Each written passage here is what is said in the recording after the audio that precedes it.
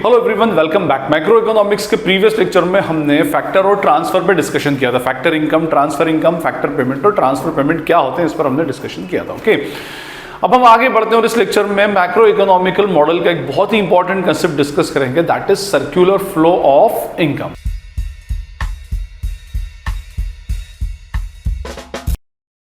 दुनिया का कोई भी मैक्रो इकोनॉमिकल मॉडल हो या मैक्रो इकोनॉमी हो, वो एक ही मैकेनिज्म के ऊपर रन करती है and that is the mechanism of exchange. Exchange का मैकेनिज्म होता है। अब आपको पता है एक्सचेंज का mechanism means, exchange means give and take, कोई एक चीज देकर के कोई दूसरी चीज लेना, that is called as an exchange. ठीक है, फिर भले वो मॉनेटरी टर्म्स में हो या गुड्स के बदले में गुड्स हो, फाइन। देखिए, किसी भी इकोनॉमी के अंदर अगर एक्सचेंज मैकेनिज्म बहुत स्मूथ और एफिशिएंट है, अगर एक्सचेंज मैकेनिज्म अच्छा चल रहा है तो वो इकोनॉमी भी अच्छे से ग्रो करेगी। और अगर किसी इकोनॉमी के अंदर एक्सचेंज का मैकेनिज्म ब्लॉक हो जाए या स्लो हो जाए तो फिर उस इकोनॉमी के अंदर रिसेशन आ जाता है और वो इकोनॉमी भी अल्टीमेटली डाउन होना स्टार्ट हो जाती है, फाइन।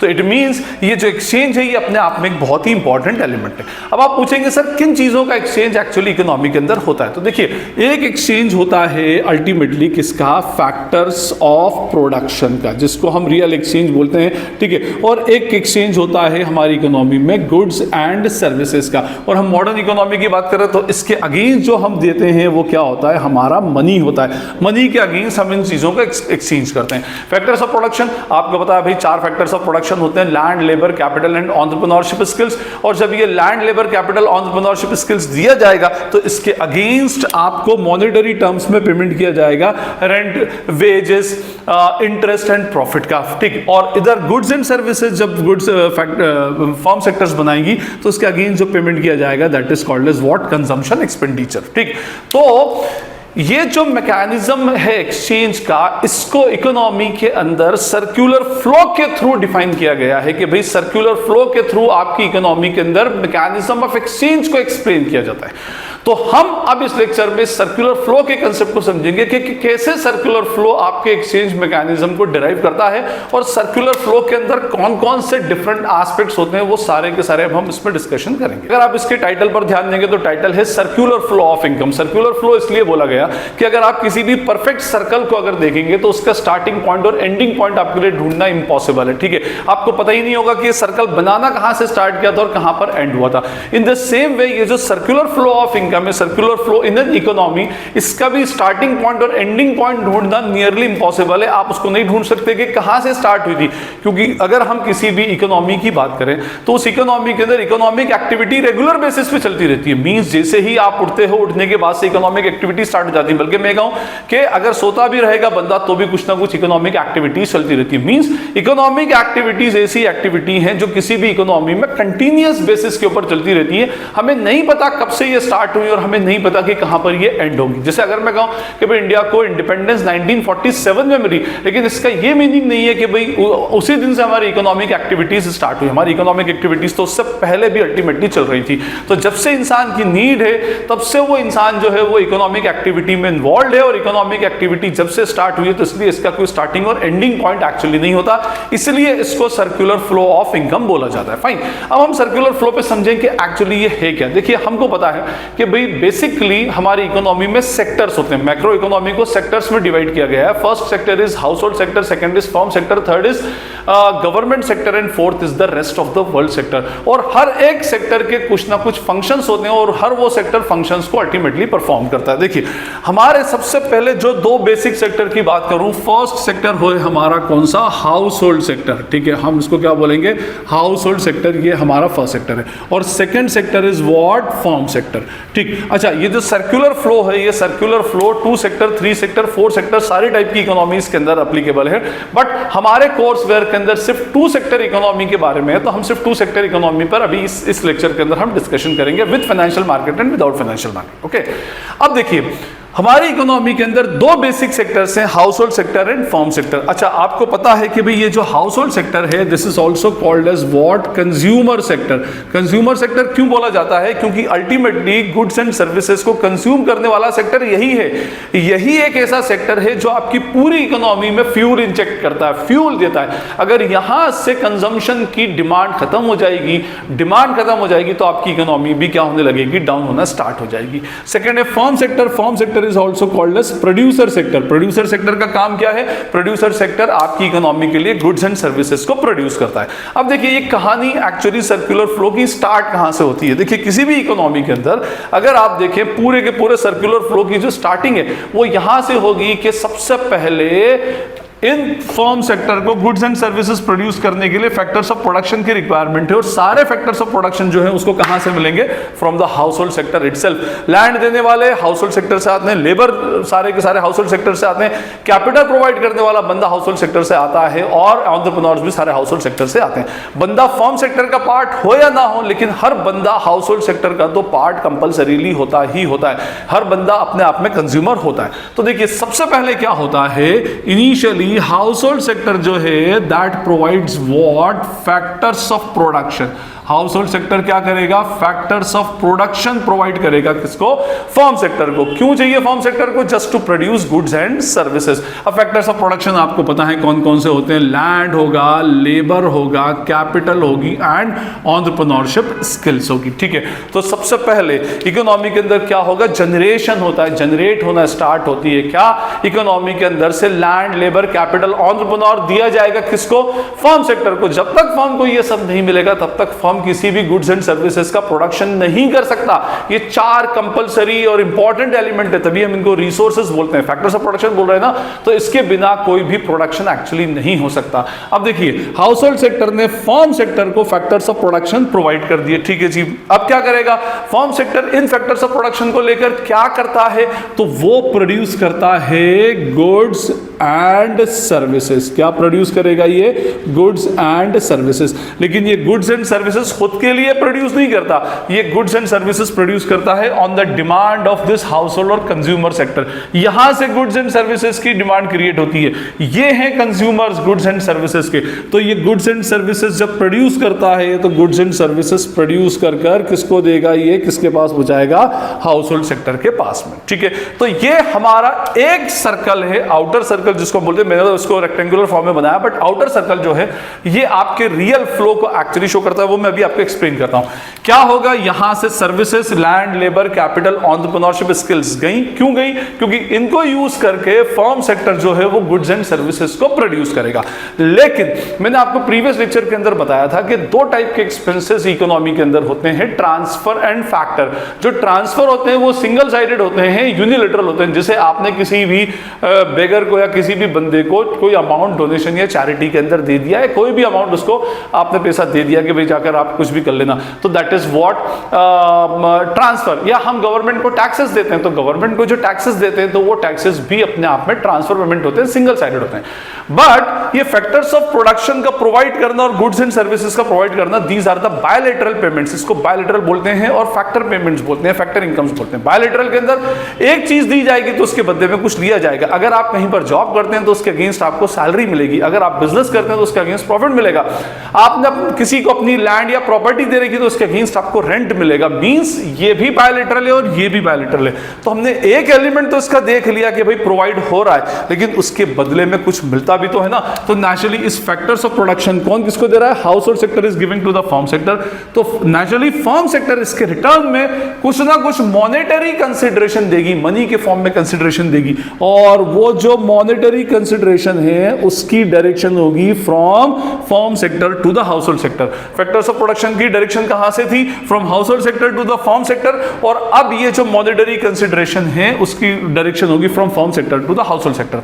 क्या कहलाता है ये? फैक्टर्स ऑफ प्रोडक्शन के अगेंस्ट जो पेमेंट होता है that is called as what? Factor payment. उसको हम क्या बोलते हैं? Factor payment. लैंड के अगेंस्ट रेंट देते हैं, लेबर के अगेंस्ट वेजेस एंड सैलरीज देते हैं, कैपिटल के अगेंस्ट इंटरेस्ट देते हैं, और एंटरप्रेन्योरशिप स्किल के अगेंस्ट क्या दिया जाता है? प्रॉफिट अल्टीमेटली दिया जाता है। ठीक है, तो ये जो पेमेंट है ये इसके अगेंस्ट है। फैक्टर्स ऑफ प्रोडक्शन के अगेंस्ट जो पेमेंट है वो फैक्टर पेमेंट अल्टीमेटली कहलाता है। ठीक, इन द सेम वे जब इनके पास पैसा आएगा तो ये पैसे को मार्केट में डिस्पोज करने निकलेंगे, मार्केट में कंज्यूम करने निकलेंगे।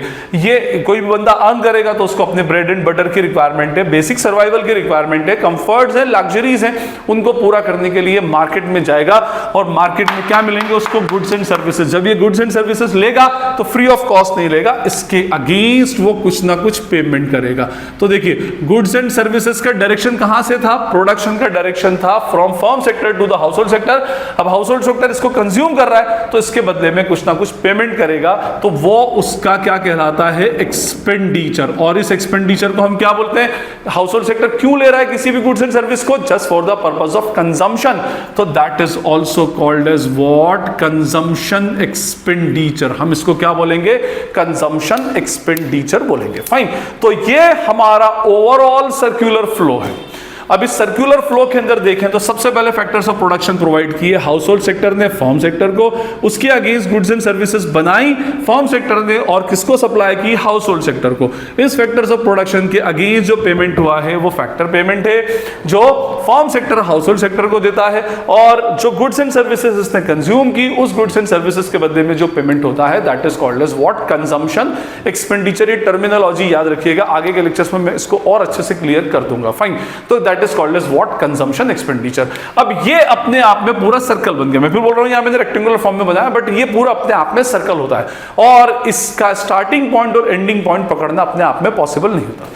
बस अब कोई भी मैक्रो इकोनॉमी होगी वो इसी कंसेप्ट के ऊपर वर्क करती जाएगी अनटिल एंड अनलेस उसके अंदर आपको सेक्टर नहीं बढ़ाते। सेक्टर्स बढ़ाएंगे तो फिर नेचुरली उसके अंदर और भी इनपुट्स एक्चुअली आ जाते हैं। फाइन, तो हमारी कोई भी मैक्रो इकोनॉमिकल मॉडल है, अगर वो टू सेक्टर है, क्लोज्ड इकोनॉमी की बात कर रहे हैं, तो वो इसी तरह वर्क करेगी। फैक्टर्स ऑफ प्रोडक्शन इधर से इधर, गुड्स एंड सर्विसेज फर्म से हाउसहोल्ड, पेमेंट फर्म से फैक्टर पेमेंट, और हाउसहोल्ड से जो पेमेंट होगा कंजम्पशन एक्सपेंडिचर कहलाएगा। ठीक, फाइन। अब अगर आप इस पूरे सर्कुलर फ्लो को देखें तो इसके अंदर कुछ चीजें निकलती हैं। देखिए, सबसे पहले मैं बताता हूं, इसमें पहली चीज निकलेगी हमारी टाइप्स ऑफ फ्लोज। हमारी इकोनॉमी में फ्लोज दो टाइप के होते हैं, एक होता है इसमें रियल फ्लो, ठीक है, और सेकंड होता है इसमें मनी फ्लो। ठीक है, तो ये रियल फ्लो होगा और सेकंड जो होगा हमारा मनी फ्लो होगा। अब रियल फ्लो जो होता है ये होता है इन फॉर्म ऑफ गुड्स और सर्विसेज और फैक्टर्स ऑफ प्रोडक्शन। भाई फैक्टर्स ऑफ प्रोडक्शन भी क्या है, टाइप की सर्विसेज ही है, तो या तो गुड्स या सर्विसेज के पॉइंट। और मनी फ्लो नाम से ही लग रहा है मनी के फॉर्म में होगा, मॉनेटरी टर्म्स में अगर आप पेमेंट करते हैं, कंसिडरेशन देते हैं, तो that is called as what, money flow. तो देखिए यहां पर ये जो ग्रीन आउटर सर्कल है या जो आउटर जो ग्रीन मार्कर से मैंने बनाया है that is what real flow. सबसे पहले क्या होता है, अगर हम इसकी स्टेप्स देखें, सबसे पहले तो फैक्टर्स ऑफ प्रोडक्शन होती है, उसके बाद गुड्स एंड सर्विसेज बनती है, ठीक है, उसके बाद फिर फैक्टर पेमेंट होता है, फिर कंजम्पशन एक्सपेंडिचर होगा। कंजम्पशन एक्सपेंडिचर पहले हो नहीं सकता। तो जो हमारा रियल फ्लो है उस रियल फ्लो के अंदर providing of factors of production होता है। फैक्टर्स ऑफ प्रोडक्शन प्रोवाइड करता है, कौन प्रोवाइड करेगा, household to what, firm sector को प्रोवाइड किया जाएगा। इसको हम बोलते हैं रियल फ्लो, इसमें मॉनिटरी इन्वॉल्वमेंट एक्चुअली नहीं होता। चलिए जी, और सेकंड इसमें रियल फ्लो क्या होगा, providing of what, goods and services. ये कौन किसको देगा, firm sector will give to the household sector, firm sector will provide to the household sector. Fine, ये हो गया हमारा। अब आए हम मनी फ्लो पे। मनी मींस मॉनेटरी टर्म्स में, मॉनेटरी टर्म्स में जो फ्लो है mean in exchange of these two factors of production के एक्सचेंज में हमने क्या दिया, तो वो दिया हमने व्हाट, फैक्टर पेमेंट। और फैक्टर पेमेंट यूजुअली किस सेंस में होता है, इन सेंस ऑफ मनी। कौन किसको देगा, firm sector will pay to the household sector. और उसके बाद नेक्स्ट होगा, इस गुड्स एंड सर्विसेज को इन्हें कंज्यूम किया तो ये जो खर्चा करेंगे उसको बोलेंगे consumption expenditure, that is paid by the household sector to the firm sector. ठीक है, तो ये हमारे दो टाइप के, इस सर्कुलर फ्लो में दो टाइप के फ्लोज हो जाते हैं। First is the real flow and second is the money flow. ठीक है, ये रियल फ्लो होगा। अब रियल फ्लो के अंदर सिर्फ गुड्स एंड सर्विसेज दी जाएंगी, मॉनेटरी इन्वॉल्वमेंट नहीं होता। और मनी फ्लो उसके कंसिडरेशन में जो भी पेमेंट होगा that is called as what, money flow. ठीक, अब देखिए मैंने आपको बताया था कि ये सर्कुलर फ्लो एक स्पेसिफिक जगह से स्टार्ट होता है। मैंने ये बोला था आपको कि स्टार्टिंग पॉइंट और एंडिंग पॉइंट नहीं है, लेकिन एक सीक्वेंस तो है ना अल्टीमेटली। तो उस सीक्वेंस में अगर मैं नंबर वाइज देखूं तो फर्स्ट ये 2 आ जाते हैं, उसके बाद फिर ये नंबर 3 पर आएगा और फिर नंबर 4 पर आएगा। मीन सबसे पहले आपके गुड्स फैक्टर्स ऑफ प्रोडक्शन दिए जाएंगे, उससे गुड्स एंड सर्विसेज प्रोड्यूस होंगी, फैक्टर पेमेंट होगा, फिर कंजम्पशन एक्सपेंडिचर होगा। इनको हम बोलते हैं phases, different phases of circular flow. तो आपके सर्कुलर फ्लो में 3 फेजेस होते हैं, डिफरेंट फेजेस। तो फर्स्ट फेज जो होता है that is called as what, generation phase. इसको क्या बोलेंगे हम, जनरेशन फेज बोलेंगे। ठीक है, सेकंड जो होगा that is called as what, distribution phase. ये होगा सेकंड हमारा distribution phase. And third is what, disposition phase. Disposition phase. ठीक है, अब देखिए जनरेशन फेज मींस जनरेट करना, इकोनॉमी में कोई चीज को जनरेट करना। तो सबसे पहले गुड्स एंड सर्विसेज प्रोड्यूस करने के लिए फैक्टर्स ऑफ प्रोडक्शन दिए गए from household sector to the firm sector, ये जनरेशन फेज में आता है। तो providing of factors of production is a part of generation phase. उससे क्या बनेगी? गुड्स एंड सर्विसेज, ये भी तो जनरेट ही हो रही है ना, गुड्स एंड सर्विसेज जनरेट हो रही है, तो that is also a part of generation phase. तो जनरेशन फेज में आउटर सर्कल जो मैंने ग्रीन मार्कर से बनाया, उसके बाद फिर होता है डिस्ट्रीब्यूशन। देखिए हम लैंड, लेबर, कैपिटल, एंटरप्रेन्योर पूरी इकोनॉमी में एक ही बंदा प्रोवाइड नहीं करता, अलग अलग लोग प्रोवाइड करते हैं। एक ही, या मैं कहूं एक ही इंडस्ट्री को अगर लैंड चाहिए तो वो कहीं और से आएगी, लेबर देने वाला कोई और होगा, कैपिटल देने वाला कोई और होगा, एंटरप्रेन्योर तो वो है ही।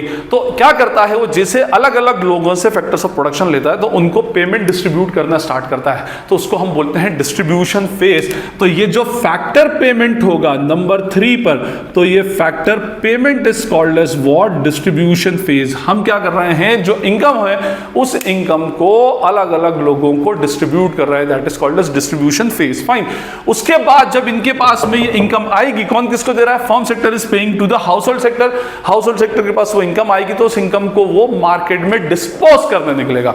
डिस्पोज करने का मीनिंग होता है इनकम को मार्केट में स्पेंड करना। जो इनकम आपने मार्केट में स्पेंड कर दी, that income is called as what? Disposable या डिस्पोज्ड इनकम। इकोनॉमी के पॉइंट ऑफ व्यू से इसको डिस्पोज्ड इनकम बोलते हैं। जो भी खर्चा आपने मार्केट में कर दिया, दैट इज डिस्पोज्ड इनकम। तो अगर आपके पास इनकम होगी तो आप कहां एक्सपेंस करेंगे? भाई देखिए हाउस होल्ड सेक्टर का हर एक्सपेंस कंजम्पशन एक्सपेंडिचर कहलाता है।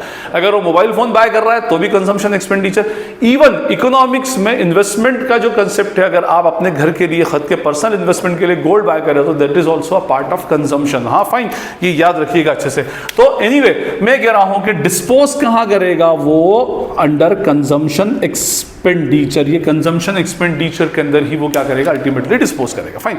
तो ये हमारा सर्कुलर फ्लो था जिसके अंदर हमने पूरा का पूरा सर्कुलर फ्लो का मैकेनिज्म देखा, प्लस हमने टाइप्स ऑफ फ्लोज देखे, रियल फ्लो, मनी फ्लो, और उसके बाद डिफरेंट फेजेस देखे। अच्छा, मैं ये जो बता रहा था, इस अगर आप सर्कुलर फ्लो को ध्यान से देखें तो उसके अंदर एक प्रॉब्लम ही आती है कि सर अगर मैं कहूं कि मान लीजिए मैं इसको कोई मॉनेटरी टर्म्स में लेता हूं कि अगर हाउस होल्ड सेक्टर ने फर्म सेक्टर को 100 रुपए के फैक्टर्स ऑफ प्रोडक्शन प्रोवाइड किए, एक जनरल टर्म्स में समझने के लिए, तो उसके बदले में अब फैक्टर पेमेंट कितने का हुआ? 100 ही रुपए का फैक्टर पेमेंट हुआ। इस 100 रुपए से 100 रुपीज की गुड्स एंड सर्विसेज प्रोड्यूस की और 100 रुपीज का ही पेमेंट हो गया। तो इकोनॉमी में एक्चुअली प्रैक्टिकली ऐसा नहीं होता। कभी भी बंदा जितना अर्न करेगा उतना मार्केट में स्पेंड नहीं करता। वो अपने फ्यूचर प्रोस्पेक्ट्स के लिए और फ्यूचर अनसर्टेनिटीज के लिए कुछ पैसा बचा के रखता है, और उस जो अमाउंट जो बचा के रखता है उसको इकोनॉमी में हम बोलते हैं क्या? सेविंग्स। ठीक है, और याद रखिएगा ये सेविंग्स भी इकोनॉमी में एक तरह का फ्यूल का काम करती है, इंजेक्शन का काम करती है, फ्यूल इंजेक्ट करती है इकोनॉमी के अंदर। तो इसका मतलब ये हुआ कि ये अपने आप में एक हाइपोथेटिकल कंसेप्ट हो गया। इसमें रियलिटी लाने के लिए हम एक सेक्टर बीच में डाल देते हैं, and that sector is called as what? Financial sector. अब ये फाइनेंशियल सेक्टर क्या? तो देखिए मैं आपको सिंपल सा एक फंडा देता हूं। फाइनेंशियल सेक्टर आपने बिजनेस स्टडीज के फाइनेंशियल मार्केट के अंदर पढ़ा होगा, या मैं सिंपल से बताता हूं। फाइनेंशियल सेक्टर दो टाइप की चीजों से बनता है। एक है हमारा फाइनेंशियल मार्केट और दूसरा है हमारा बैंक्स। बैंक्स और फाइनेंशियल मार्केट को मिला लिया जाए तो ये क्या बन जाता है? फाइनेंशियल सेक्टर बनता है। फाइनेंशियल मार्केट क्या होता है?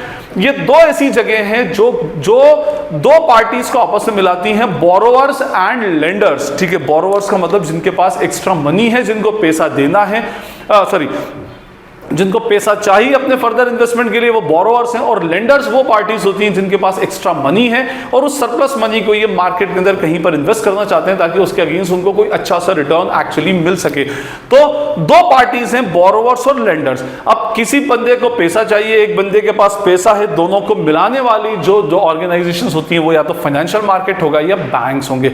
इसी को हम फाइनेंशियल सेक्टर बोलते हैं। अभी इस पर मैं और ज्यादा आपसे डिस्कस नहीं करूंगा। तो देखिए फाइनेंशियल सेक्टर बीच में आ गया।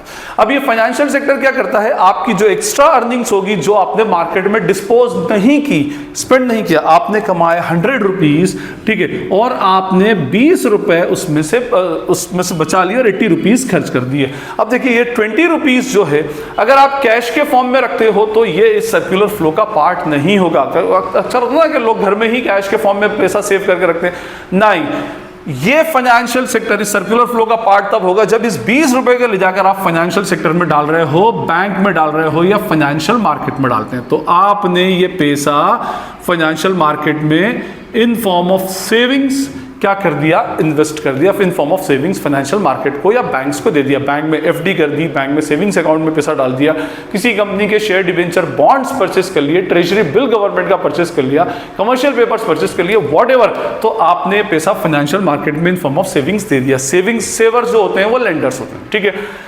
ये फाइनेंशियल मार्केट फॉर्म सेक्टर क्या है भाई? फॉर्म सेक्टर तो कंटिन्यूअसली इकोनॉमी में इन्वेस्टमेंट करता है। इकोनॉमी में इन्वेस्टमेंट क्या करेगा? प्लांट एंड मशीनरी खरीदेगा, अपने लिए इन्वेंट्री बाय करेगा।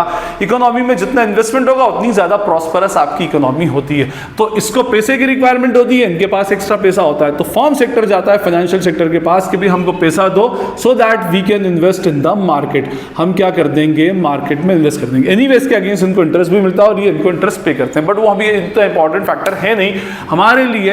जो हाउस होल्ड सेक्टर के पास एक्स्ट्रा इनकम बचती है वो हाउस होल्ड सेक्टर कहां पर इन्वेस्ट करता है? फाइनेंशियल सेक्टर के अंदर, बैंक और फाइनेंशियल मार्केट में। और इसी पैसे को उठा करके ये फाइनेंशियल मार्केट फर्म सेक्टर को दे देता है।